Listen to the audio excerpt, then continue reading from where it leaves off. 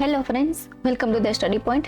મિત્રો, આજે આપણે શીખવું છે કે આ રીતનું પ્રેઝન્ટેશન બનાવવું હોય પાવરપોઈન્ટમાં તો કઈ રીતે બનાવવું. તો ચલો ફટાફટ શરૂઆત કરીએ. સૌથી પહેલાં હું ફાઇલમાંથી ન્યૂ સ્લાઇડ લઈ લઉં છું, બ્લેન્ક પ્રેઝન્ટેશન, લેઆઉટમાંથી બ્લેન્ક. બરાબર છે. અને આનું બેકગ્રાઉન્ડ હું સેટ કરી દઉં છું. રાઈટ ક્લિક કરીને ફોર્મેટ બેકગ્રાઉન્ડ અથવા તો ડિઝાઇન મેનુમાં બી તમે લઈ શકો છો. Gradient fill. ગ્રેડિયન્ટ ફિલમાં હું આ ગ્રેડિયન્ટ ફિલ લઉં છું અત્યારે. બરાબર છે. ઇન્સર્ટ એમાંથી લઈ લઉં છું ટેક્સ્ટ બોક્સ. અક્ષરની સાઇઝ લઈ લઈએ 250. બરાબર છે. હવે અહીંયા આપણે ટાઈપ કરીએ વિરાટ. બરાબર છે. અને ફોન્ટ કોઈ બી એક સિલેક્ટ કરી લઈએ આપણે.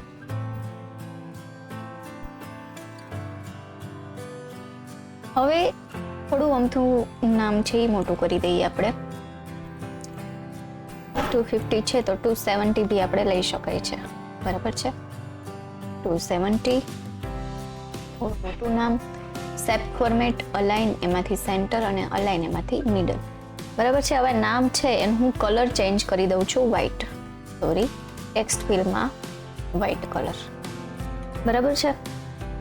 હવે વ્હાઈટ કલર લીધા પછી શું કરવાનું છે તો આની આ ટેક્સ્ટની કોપી કરવાની છે. કોપી કર્યા પહેલા આપણે વિરાટનો એક ફોટો લઈ લઈએ.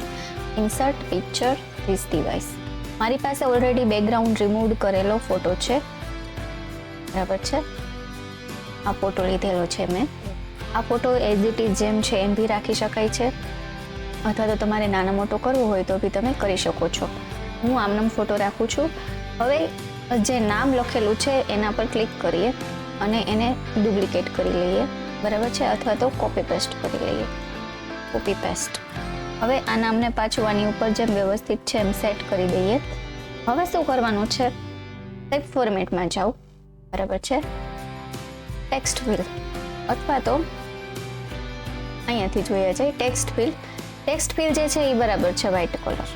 બરાબર. Text outline.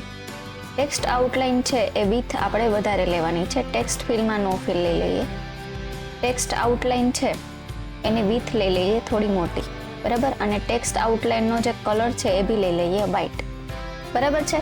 તો હવે આપણો આ ફોટો છે એ ટ્રાન્સપરન્ટ થઈ ગયો છે. તમે ઇઝીલી જોઈ શકો છો કે વિરાટનો ફેસ બી દેખાય છે. હું કોઈ બી જગ્યાએ એને મૂવ કરું, ફેસ બી દેખાય છે અને વ્યવસ્થિત નામ બી દેખાય છે. પિક્ચર ફોર્મેટમાં જે આપણો ફોટો છે એને આપણે અલાઇનમેન્ટ સેન્ટર આપી દઈએ. બરાબર છે. હવે આ સ્લાઇડની હું ડુપ્લિકેટ સ્લાઇડ લઈ લઉં છું. બરાબર છે. પહેલી સ્લાઇડને હું ઝૂમ આઉટ કરીને જે ફોટો છે વિરાટનો એ આપણે બહાર લઈ લઈએ. બરાબર છે. અને આ બંને સ્લાઇડને હું સિલેક્ટ કરીને ટ્રાન્ઝિશન્સમાં મોર્ફ આપી દઉં છું. હવે F5 કરીને પ્લે કરીએ, આપણે જોઈએ. બરાબર છે. તો આ રીતે તમે તમારું પ્રેઝન્ટેશન છે ઇઝીલી સ્ટાઇલિશ બનાવી શકો છો. જો મિત્રો તમને મારો વિડીયો ગમ્યો હોય તો મારી ચેનલને વધુને વધુ લાઇક, શેર અને સબસ્ક્રાઇબ કરજો. Thank you.